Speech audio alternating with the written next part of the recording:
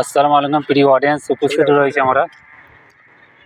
আমরা কান্দি গিয়েছিলাম এই প্রতিবন্ধী ফৈল ভাই সঙ্গে, এবং আসার পথে আমরা এখানে এই যে আঙ্গারপুর ব্রিজ, এটা আঙ্গারপুর ব্যারেজ আপনাদেরকে দেখাচ্ছি। অবশ্যই আপনারা সকলে দেখতে থাকুন। এই নদীর মধ্যে এক শ্রমিক তলিয়ে গিয়েছিল, এখনো পর্যন্ত তার নিখোঁজ হয়েছে, পাওয়া যায়নি।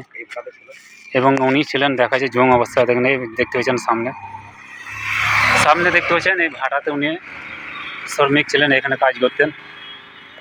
এই ভাটার মধ্যে শ্রমিক ছিলেন এবং এখানে এনে কাজ করতেন। তো এখান থেকে উনি তলিয়ে গিয়েছেন। তো অনেক খোঁজাখুঁজি পর এখনো পর্যন্ত ওনার কোনো পাওয়া যায়নি।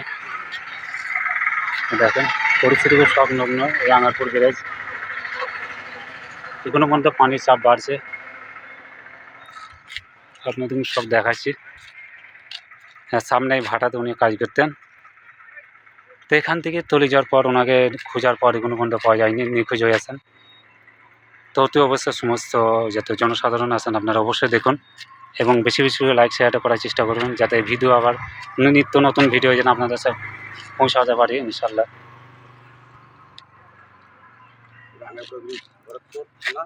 ভরতপুর থানা আঙ্গারপুর ব্যারেজ, এখানে উপস্থিত রয়েছি আমরা। এই ব্রিজের সন্নিকটে একটা ইট ভাটা রয়েছে। এই ভাটাতে শ্রমিক ছিলেন উনি, এবং যে ব্যক্তিরা তলিয়ে গেছেন, নিখোঁজ হয়েছেন, ওনার বাড়ি হচ্ছে সিজগ্রাম, ভরতপুর। এখানে শ্রমিক কাজ করতেন এবং এখন পর্যন্ত ওনার নিখোঁজ হয়ে আছে। স্নান করতে গিয়ে তলিয়ে গেছে, এখন পর্যন্ত পাওয়া যায়নি। তো বহুত খোঁজাখুঁজি পর এখন পর্যন্ত কোনো নিখোঁজ হয়ে আছে।